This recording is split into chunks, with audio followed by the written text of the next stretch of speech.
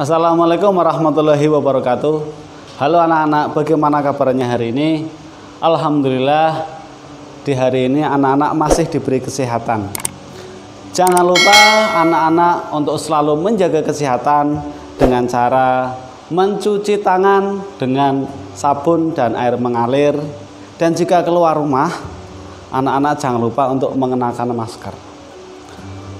Di video kali ini kita akan belajar di tema 3 makanan sehat, subtema 2 pentingnya makanan sehat bagi tubuh, pembelajaran 3 dan 4.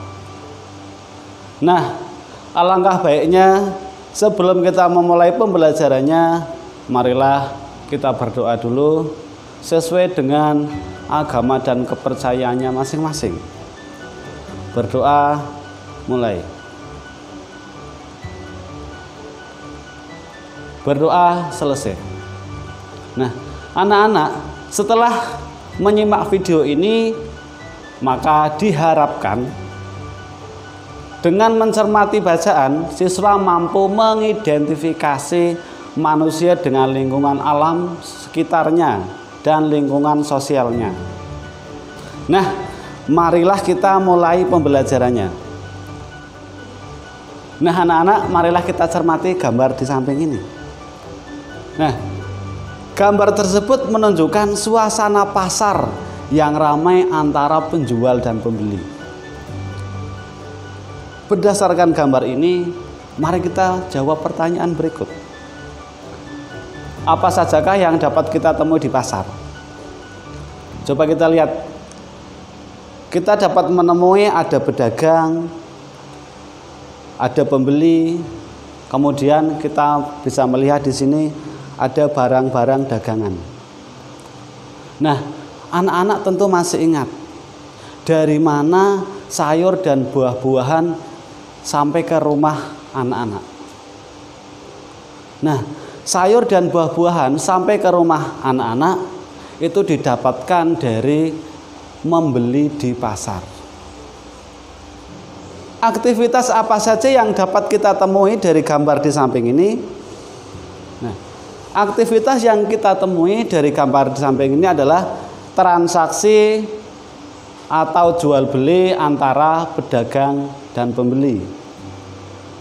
Nah, tentunya siapa saja orang-orang yang terlibat dalam kegiatan di pasar ini? Mari kita lihat lagi anak-anak. Orang-orang yang terlibat dalam kegiatan di pasar ini adalah ada pedagang besar, ada pedagang kecil, ada pembeli atau konsumen. Nah, anak-anak kelas 5 yang masih semangat belajar di rumah, berdasarkan gambar tersebut kita bisa mengetahui aktivitas apa saja yang ada di pasar. Yang pertama, jual beli. Pelaku aktivitasnya adalah penjual dan pembeli. Kemudian terjadi tawar-menawar barang. Pelaku aktivitasnya yaitu siapa? Penjual juga sama pembeli. Kemudian ada aktivitas melihat-lihat barang dagangan. Pelakunya siapa?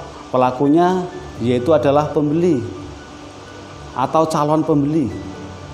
Kemudian menawar barang dagangan. Pelakunya siapa anak-anak? Pelakunya adalah pembeli atau calon pembeli.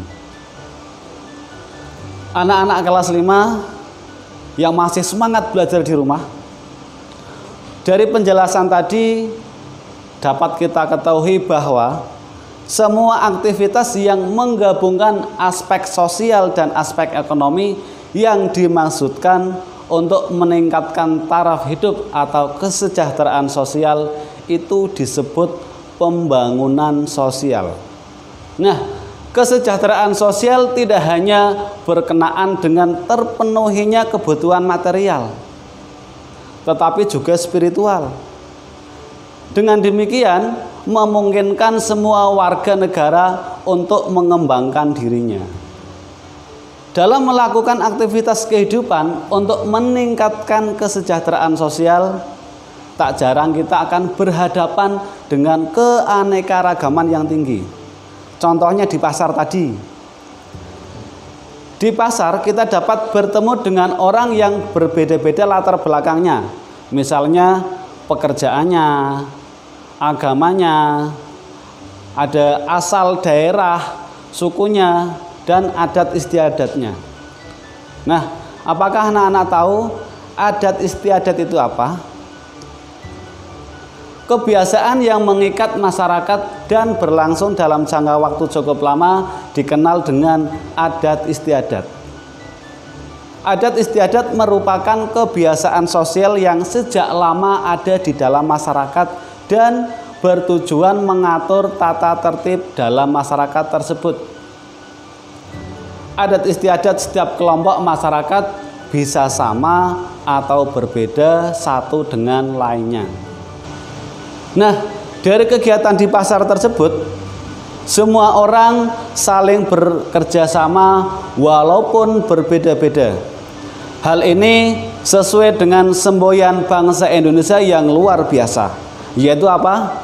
Bhinneka Tunggal Ika, yang artinya berbeda-beda tetapi tetap satu tujuan. Dengan keberagaman, manusia dapat saling bekerja sama dan bahu-membahu untuk memenuhi kebutuhan hidupnya, baik secara ekonomi, sosial, maupun budaya. Beragam profesi pun berkembang dan mendukung pemenuhan kebutuhan hidup. Bahasa Indonesia yang dipergunakan juga merupakan satu contoh hal yang menjembatani perbedaan sosial budaya yang terdapat dalam masyarakat Indonesia.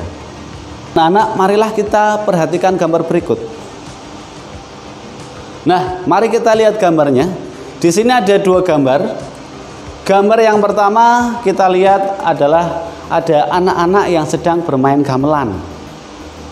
Kemudian gambar yang kedua terlihat anak-anak sedang menarikan tarian daerah. Nah, kedua gambar tersebut bercerita tentang upaya manusia dalam sebuah pembangunan sosial budaya. Bahasa Indonesia merupakan contoh upaya manusia dalam sebuah pembangunan sosial budaya. Kegiatan seni yang bertujuan melestarikan budaya Nusantara juga merupakan sebuah upaya pembangunan sosial budaya. Nah, demikian tadi pembelajaran untuk hari ini, bahwa dalam pembangunan sosial bertujuan untuk meningkatkan kesejahteraan sosial dan kita harus bisa menghargai perbedaan-perbedaan yang ada di sekitar kita. Kita ketemu lagi di video pembelajaran berikutnya. Sekian, wassalamualaikum warahmatullahi wabarakatuh.